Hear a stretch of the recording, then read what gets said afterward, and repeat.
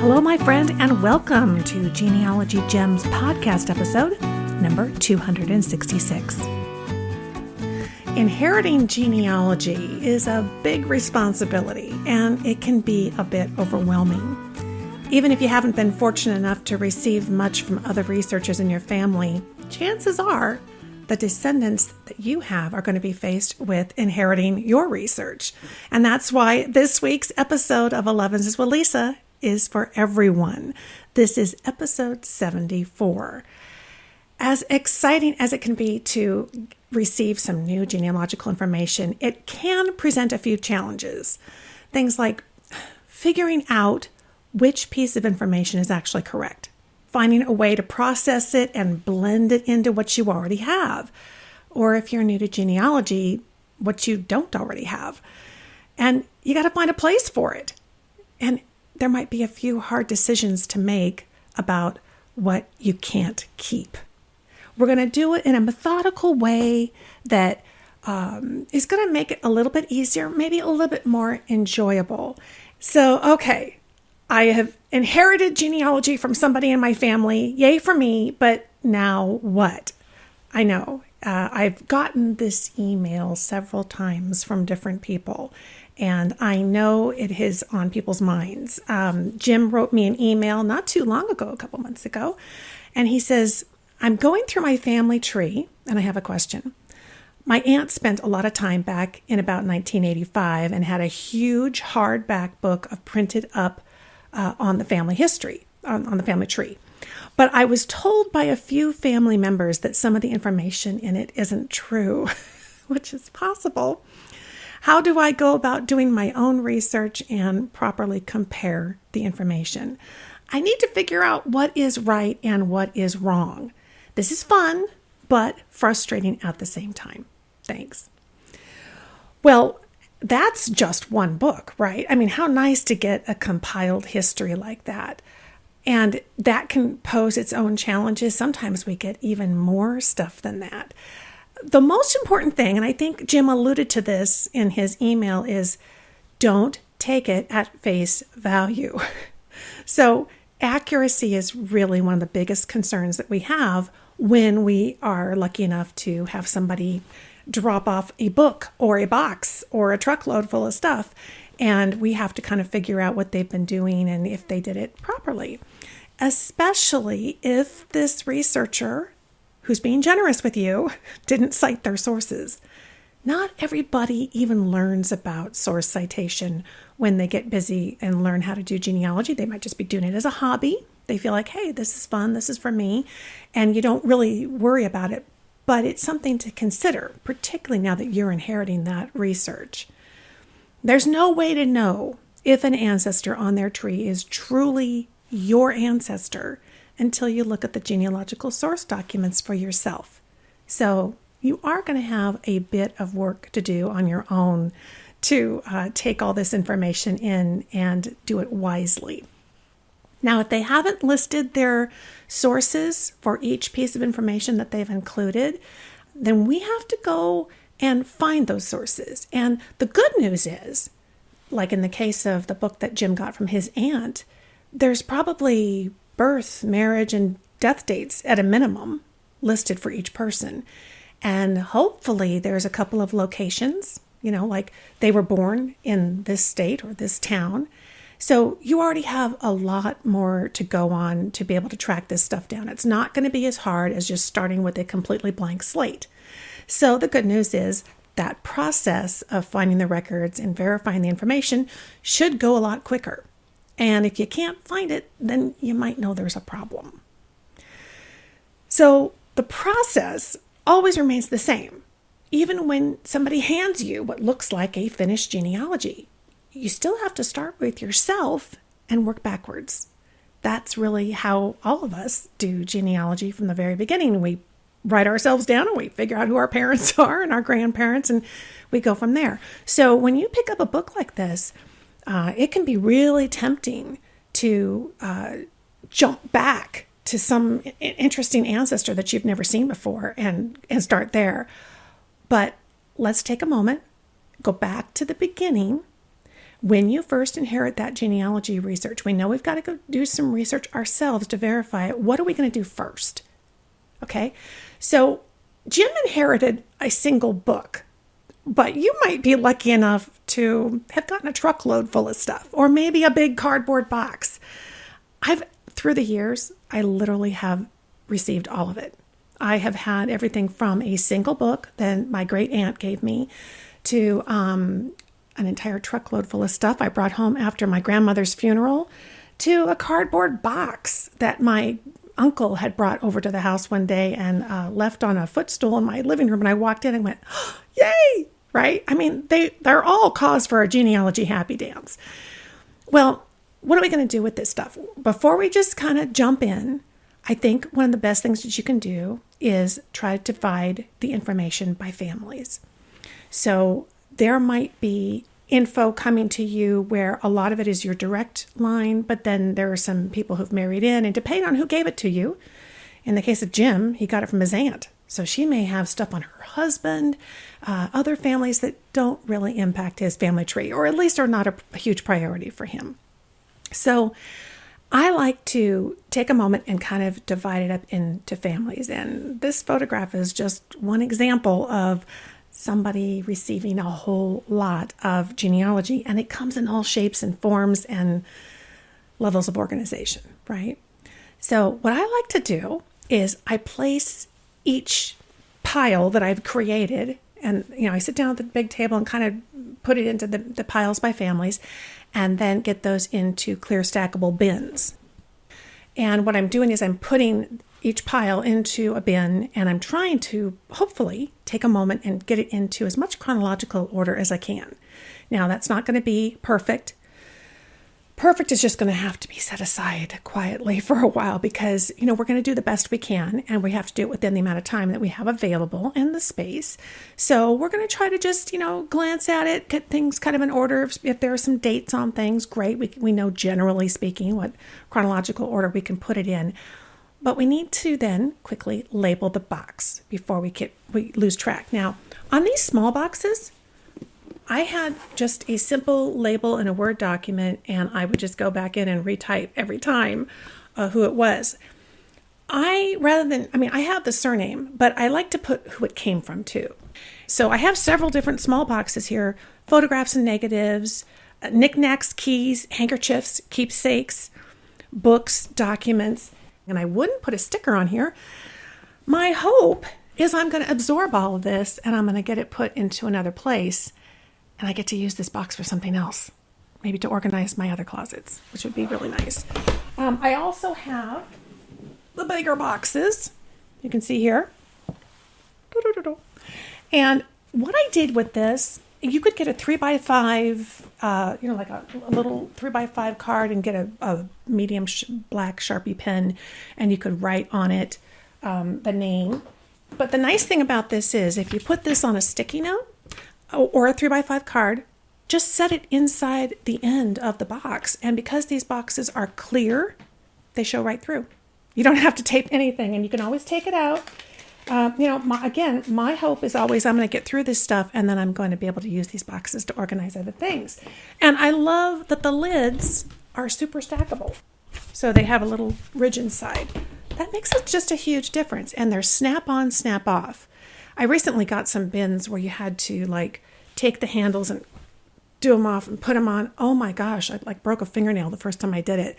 And it was just painful. So I just like the snap on, snap off. Again, we're not going in and out of these for the next 50 years. We're just trying to kind of get things sorted out. So you also need a place to put your stuff. My spare bedroom closet is where I'm going to store my bins. And the nice thing about this is that it's a room that when I close the door, it's dark. I have a couple of shelves where I can stack scrapbooks. I can stack bins. Okay, so now I know some of you might be thinking, oh, Lisa, I can't believe you're using these plastic bins. What are you doing? It's not archival safe. Oh. Okay, let me tell you, I've been using these for probably 25 to 30 years.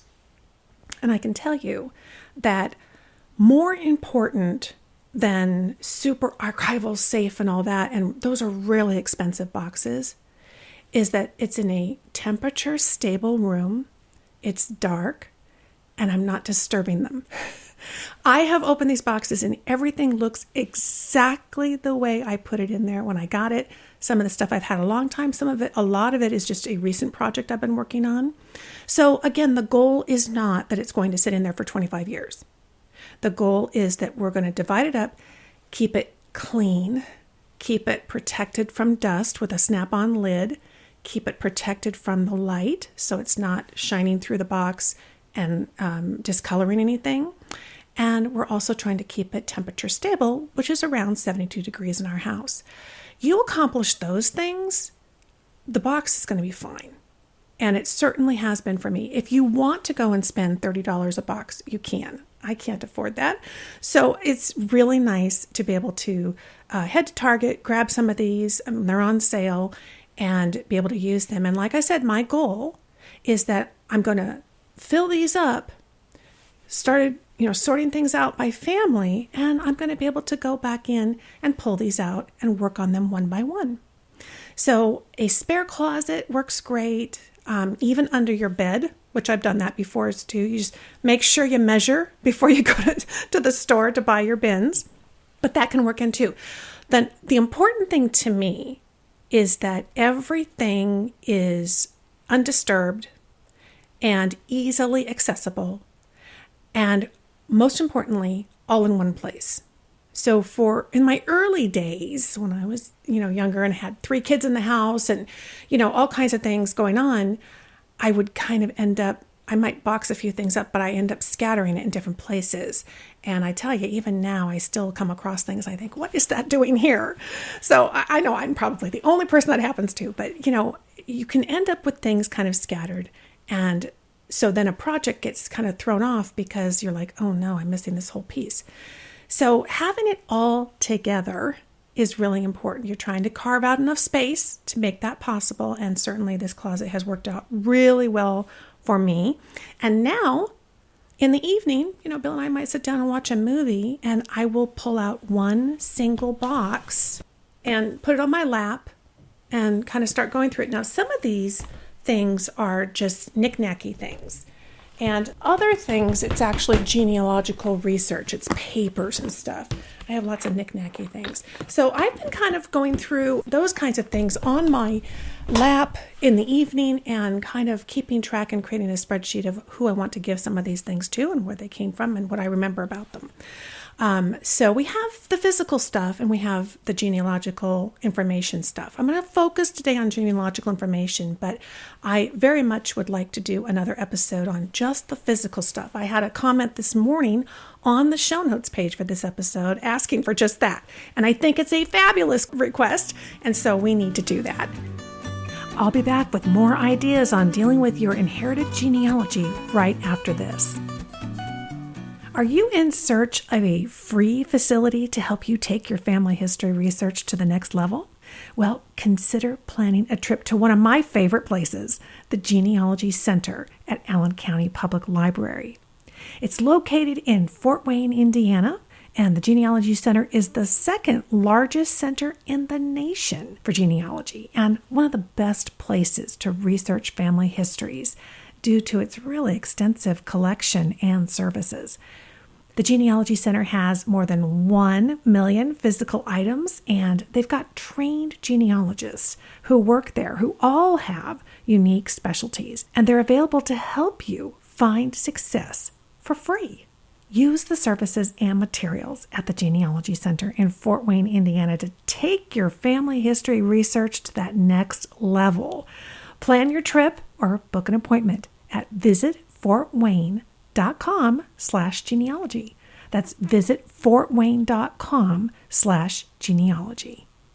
Today's episode is sponsored by MyHeritage, a global discovery platform enjoyed by 110 million people worldwide. MyHeritage has it all and offers a full-service experience that bridges your past, present, and future. MyHeritage has developed powerful genealogy tools to enrich your family tree and take your research to the next level. Receive automatic matches to family trees of fellow MyHeritage users and historical records, which provide new details that you can add to your tree. Explore 12 billion historical records to uncover fascinating new insights about your ancestors. Add new information to your family tree in one click. Check your tree for inaccuracies, colorize your black and white photos, and connect with relatives around the globe. MyHeritage makes it all possible and puts the discoveries at your fingertips. I've been colorizing some of my own personal family photos, and not only are they beautiful, but in many of the photos, it's actually been revealing more details so I can see more of my family history. Growing your family tree is easier than ever before with MyHeritage. The discoveries are out there and waiting to be made. Visit myheritage.com and try it today. That's myheritage.com. All right, let's jump back in to inherited genealogy. Okay, you've got a place to put your stuff.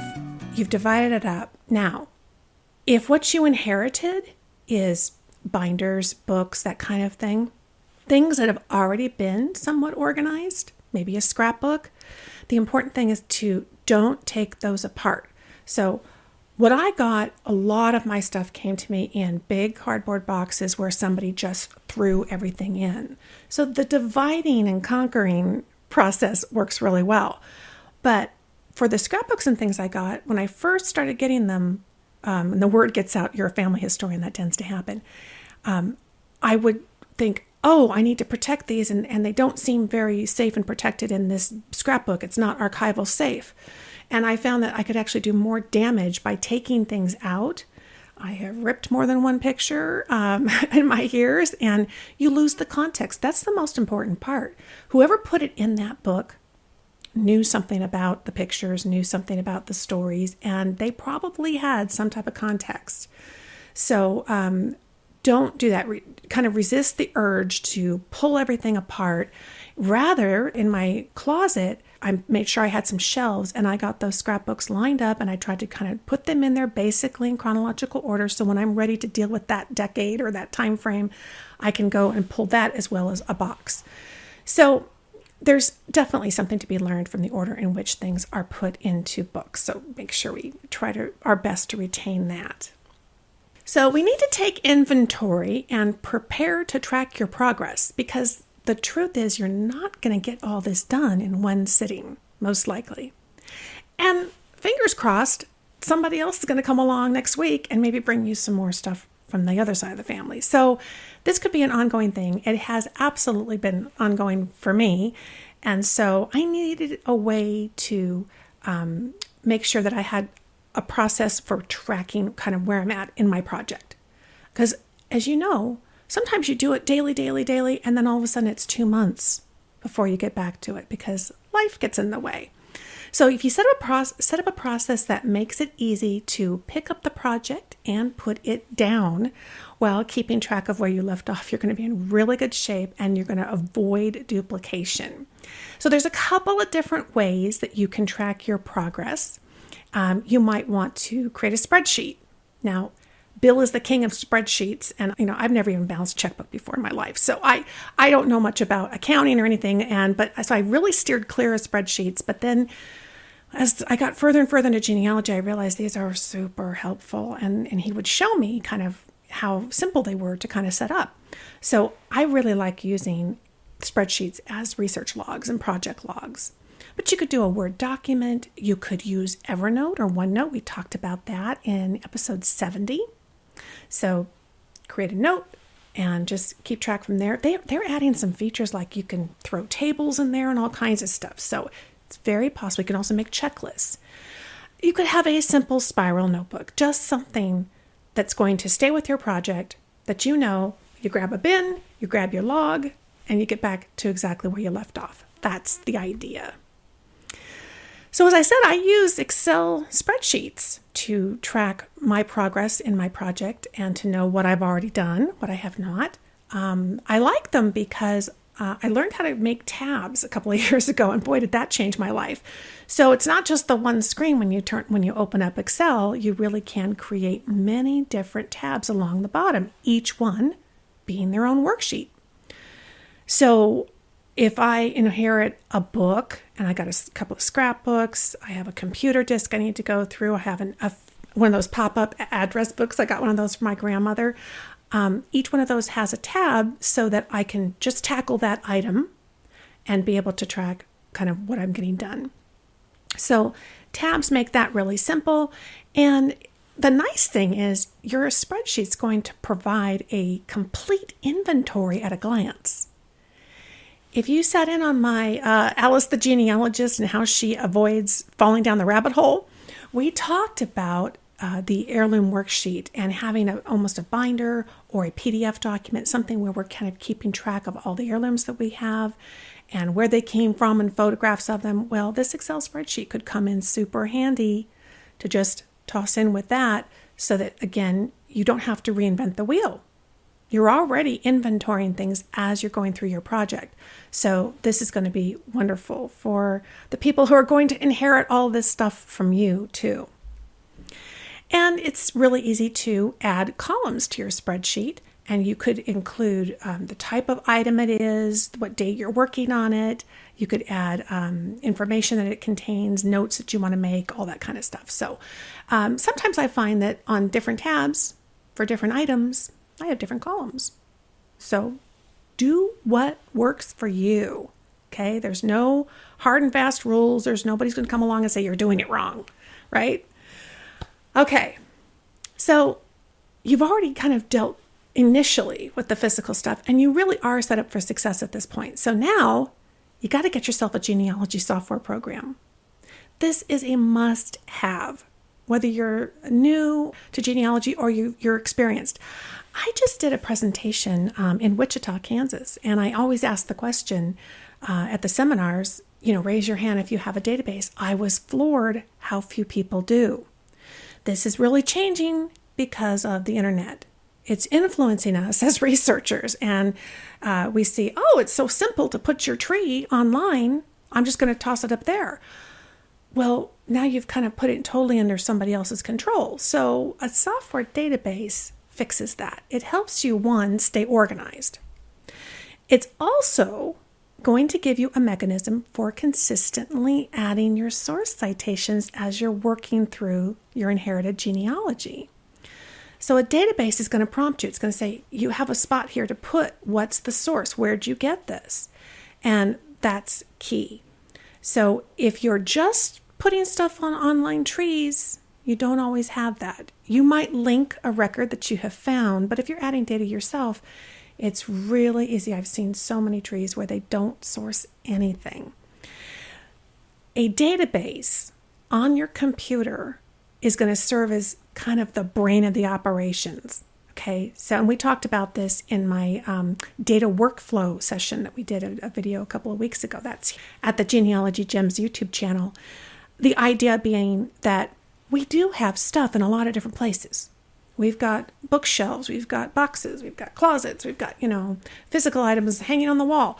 So when I have a question about something in my family tree, I know where I go. I go to my database. That's where everything has been entered. And it's going to prompt me where I got it from, the source citation, and where is it?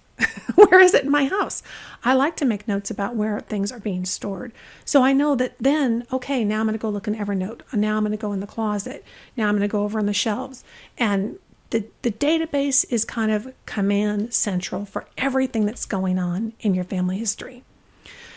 And it puts it all in your control on your computer. So if next Tuesday, some genealogy website says, we're going to sell to somebody else, or we're going out of business, or we've decided to change our business model, you don't have to scramble. You don't have to worry that that announcement went into your spam folder and you never heard about it. You're going to have all the important stuff in control on your own computer. Now, there's several different programs, and since I know still many of you probably don't have some kind of a database, here are some of the ones you can buy. There's even a free one. So Family Tree Maker, Legacy, and Roots Magic, they're all, I think, the most popular ones. I don't think you can really go wrong with any of them. You might want to test drive them with a trial and just see, does this kind of work for your brain? Does this seem to work well? You like the interface of it? And there is an absolutely free one that you can download yourself. At MyHeritage, you can download the Family Tree Builder. So see the show notes over at genealogygems.com. All the show notes are there, everything we're talking about, and links. And of course, we so appreciate when you use our links. If you pick one, make sure you're going to get it downloaded and install it on your computer. and then you'll be good to go. But the next step, of course, and the most important step, is that you get some kind of automatic cloud backup on your computer. If something happens to your computer, your laptop, whatever, you want to be able to restore all your files. And certainly that includes your genealogy files. So I use Backblaze.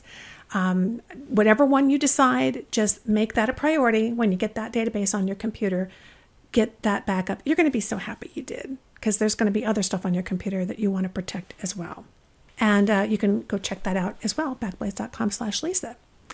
We're going to keep moving because there's so much to cover just in this session together, but I wanted to let you know, if you want to learn more, I would really encourage you to go watch some of my video classes on databases and organizing.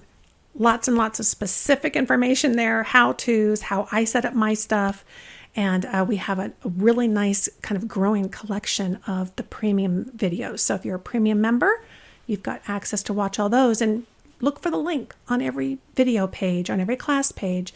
There's a downloadable link for the handout as well. Okay, so now the fun part starts, because we get to really start processing the information that has come into our possession.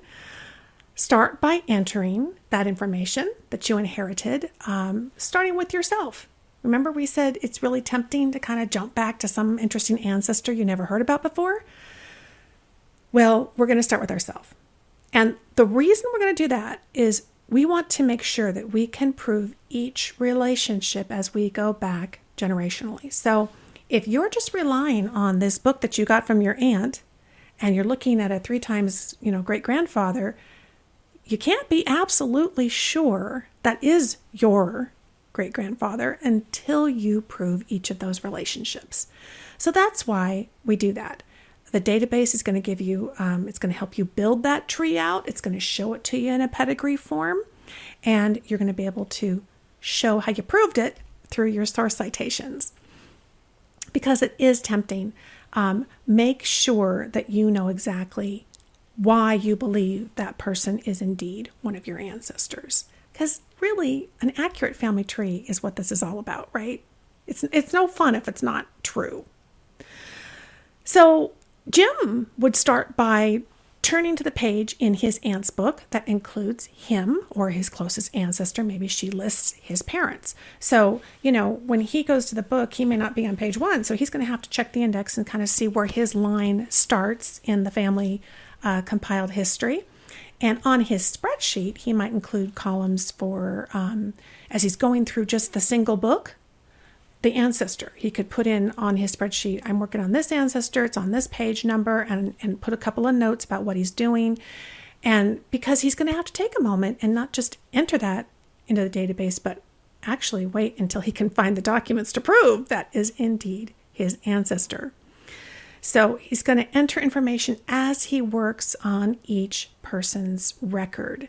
And sometimes the proving part can take more than one sitting at the computer. So the spreadsheet, again, is going to help you keep on track with that. Now, a compiled history is just one source. It's not even a primary source, right? Because it's compiled after the fact by somebody who didn't necessarily know all of these people personally. And so it's really important that we get additional sources to prove that that information is correct and that you agree with the conclusion that was come to in the book, because after all, it is your family tree. So never enter a new ancestor into your family tree without sources. Have I said that enough yet? I think I have. But I only say it because how many times I've heard from people over the years, and I realize that's probably their key problem, is that they made some assumptions. I had somebody tell me, in fact, at the seminar that I just went to, he said, I'm so lucky because somebody else did all the work and they gave me the book. And I was just like, yeah, but did you check it? He thought his work was done. I think his work was just beginning. So if the item, the book that you get, let's say, names somebody, we have to go find the records to prove it. And once I'm satisfied, then I'm going to put them in my database and then I'm going to cite my source. a few decades ago. Oh my gosh, this was back. I'd been doing family history since I was a kid. I told you guys that. Probably around 2000 when Ancestry came out, I really got into it just obsessively. And I still had to kind of hold myself back as I was still raising kids at home. And right around 2000, about that same time frame, I got this book. And it's the descendants of Daniel Wolfe. What I was really excited about was that it included my Burkett family as well, who married into the Wolfe family. And it really answered some important questions. This thing is meticulously compiled. It's an amazing thing. Think about when you talk about descendants. You pick one person who was born in 1732 and you get descendants of that person, you're talking a lot of people. Not one single source is listed in this book.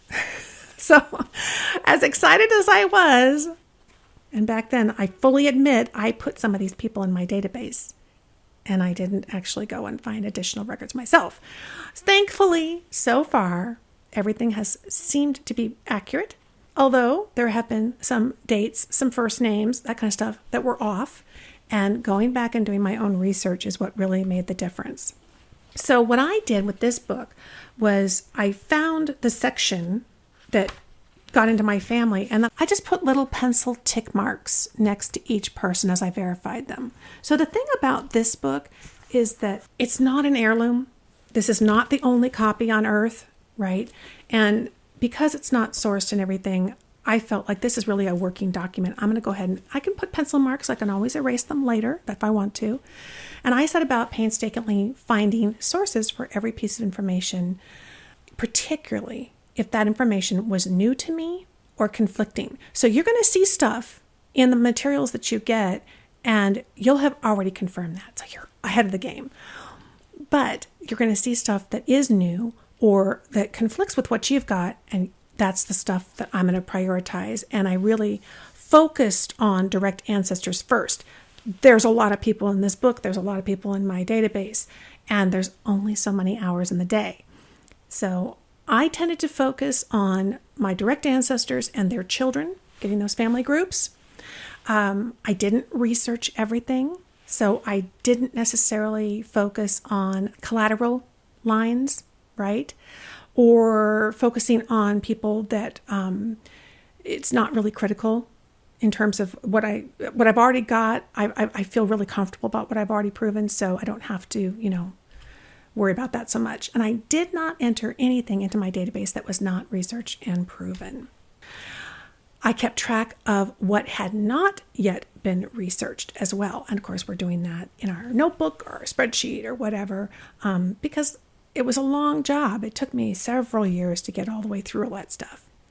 So you might be wondering, did I add everybody eventually listed in this book in my database? Absolutely not. There's no time. I, again, focused on direct ancestors and included their children. That was my priority. And really, you'll notice too, if you synchronize your database with an online tree, if you are putting it in a separate online tree and you start putting everybody in there, you're going to get inundated with hints and emails and notifications. And you know what I mean? It can make your head spin. So particularly in my online tree, I do not put everybody, not even everybody who's in my database on my computer. When I get all the core people done and nailed down, then I go back and I might selectively pick some collateral lines I want to work on. And also I might focus on a couple of people who are surrounding an area in my tree that's a little shaky or I'm having some brick wall problems. Because oftentimes researching the people and the relatives around that problem could help lead us back to a solution for the problem about our ancestors. So not to say that there isn't value in researching some of these collateral people. You just want to do it selectively because, again, there's only so many hours in the day. Rest assured, there is no right or wrong way to do this. Do what is important to you and in the most accurate and methodical way that you can. That's the best advice I can give you. And know that it's a long haul project, particularly if you got a lot of stuff. Don't punish yourself about it, okay? Genealogy is to be fun, so have fun with it and know that Everything that you get done, yay for you. And everything that you don't get done, oh my gosh, you're leaving a little something for the next genealogist who comes along in your family to have some fun finding. We don't want to rob them of everything, right? So it's okay.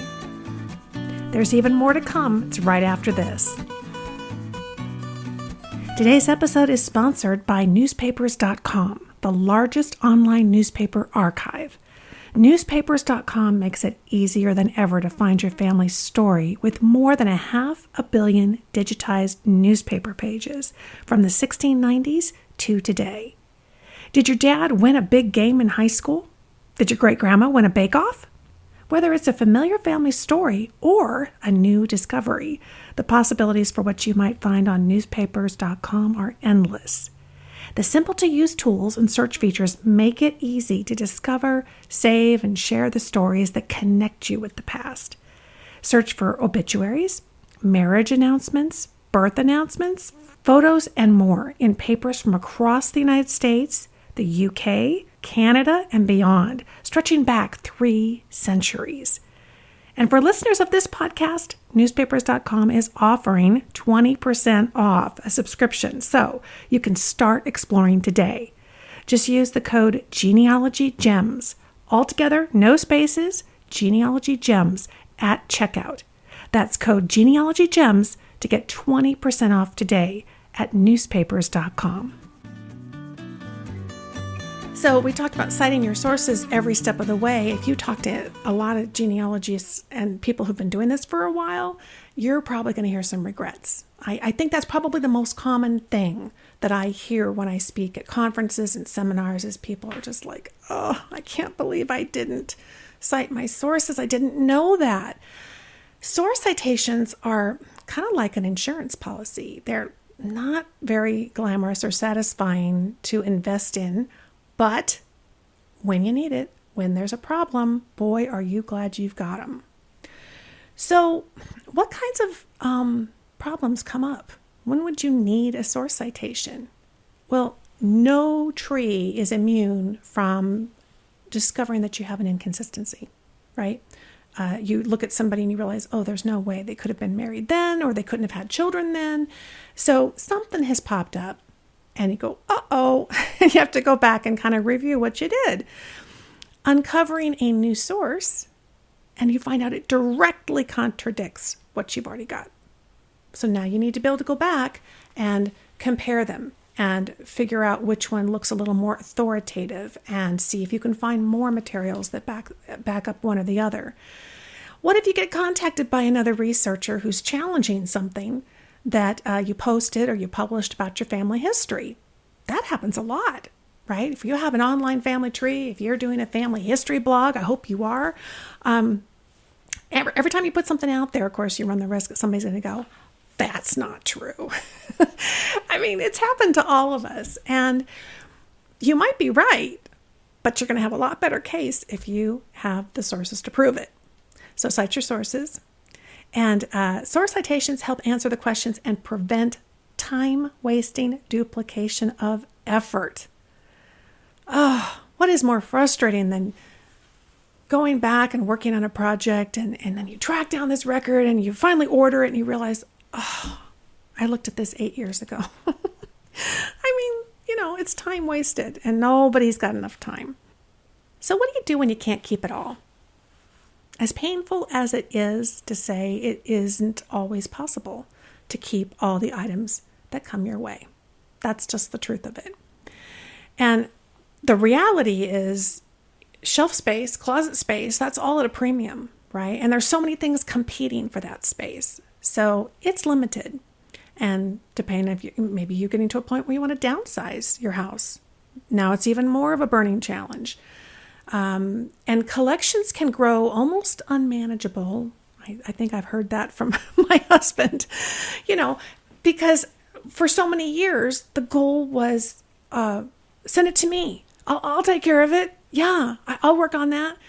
And I've been so excited to be able to look at these things and see them for myself and that kind of thing. And now it's really becoming more of a challenge of, I can't keep all this. And here's the thing. My kids don't want all of it. Can I hear an amen there? Are your kids just beating down your door to get all your stuff, or are you getting some resistance? It's a problem. And I can appreciate the kids' concerns because all they know is they have, a house full of kids themselves, and they've got a life and a career they're building, and they've got other things going on. So the idea of taking on more stuff isn't necessarily really attractive. So there's going to be times when you just can't keep it all. So I think it's our job to, as we're going through this process, see what you can do to reduce it. Reduce it as you work with it. I've probably told you this many times before. I'll never remember working for a lovely lady named June at a big corporation I worked at when Bill and I first got married. And she would always, say, touch it once.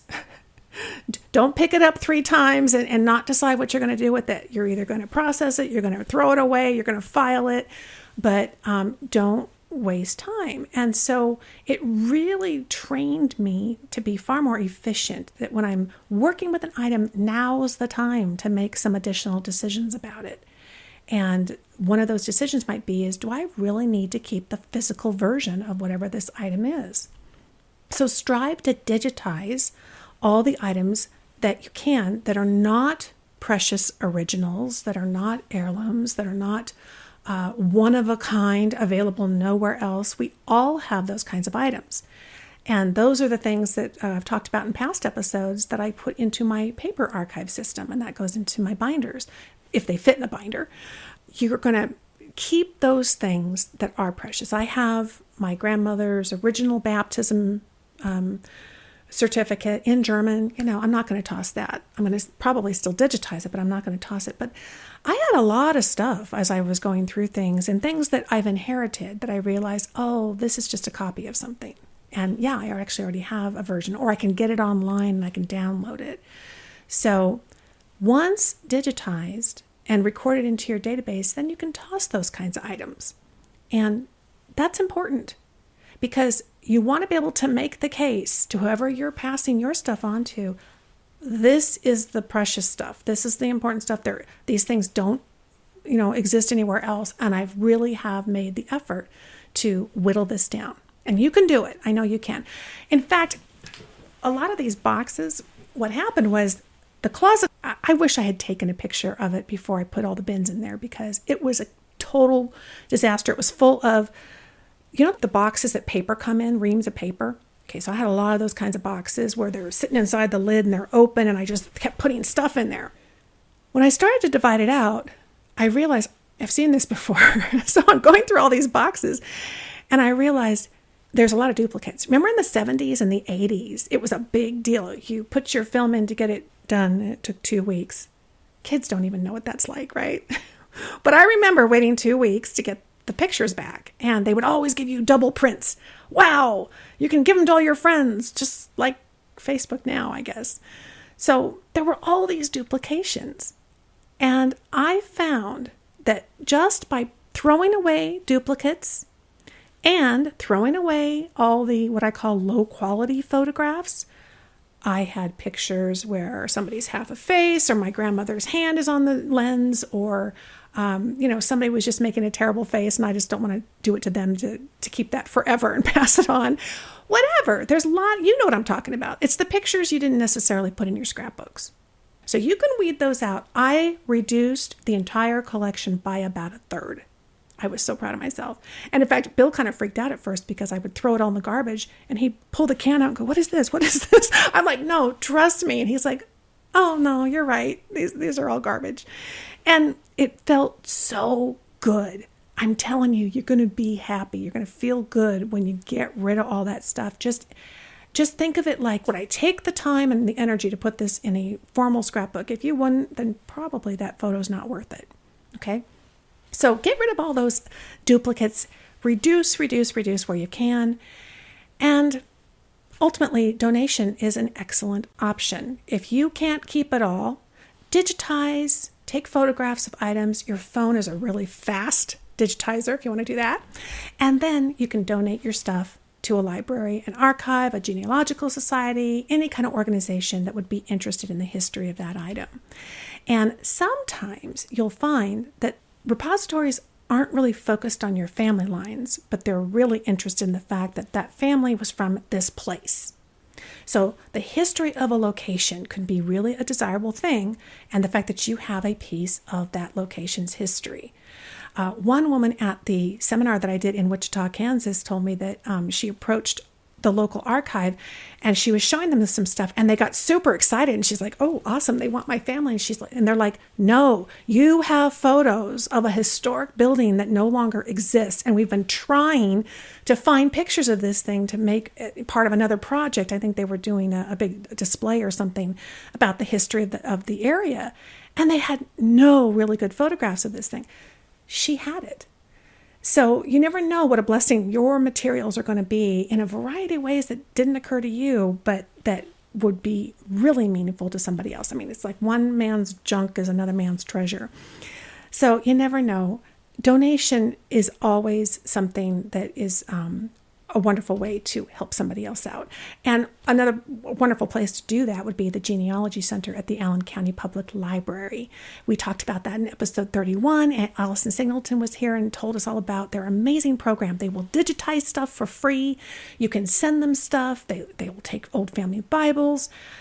Really cool. And that way you know that this is one of the largest genealogy libraries in the country. If another genealogist 30 years from now is looking for your family history, this is very much one of the places they're going to go.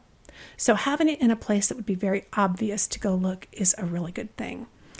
In fact, I just got an email last night from Hal Horrocks over at the Orange County, California Genealogical Society, who I've spoken to in Huntington Beach. I love those folks. He said back in 2017, they started a program called Rescue the Research. And what they do is strive to help their members digitize their stuff and really get this stuff out and available to other people. And if you go and look at their website, you'll see there's all kinds of information. Maybe people at some point ended up in Southern California, but they're from all over the place.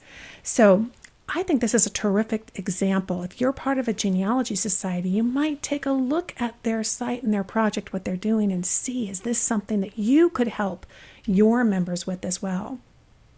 Donations isn't for everybody. However, sometimes it really is the only option, but don't despair. Donating your research is bound to elicit a genealogy happy dance in somebody else. And you can learn more about this part of our discussion, that really saving your research from destruction, donating it to other people. We did an entire episode on that. It's episode 10. This is now part of the premium collection for premium members, and there's a full handout, the heirloom tracker that I talked about. I've got blank forms that you can download and use, and this is just such a really important topic. I think we've got lots and lots of more specific ideas for you in that class. And you can learn more about premium membership over at genealogygems.com. You know, it's been said that you can't take it with you when you leave this earth. But by following these strategies and addressing the reality now, there's one very important thing that you will be leaving behind, and that's the legacy of your family history. One that avoids burdening the next generation while providing a lasting connection between all of the generations of your family tree. Thanks for joining me for Genealogy Gems podcast episode number 266. This is our free podcast, but there's another podcast. If you'd like to have more Genealogy Gems, consider becoming a premium member. We have an exclusive premium podcast just available for our premium members, in addition to all the video classes that you get to participate in and all the downloadable handouts and cheat sheets. It's a full year of the genealogy training that you need on demand. So you can learn more about that over at genealogygems.com, as well as find the show notes for this episode. Again, it's Genealogy Gems podcast episode number 266, and the show notes page features all the information that we talked about. Thanks so much for listening, my friend. I'll talk to you soon.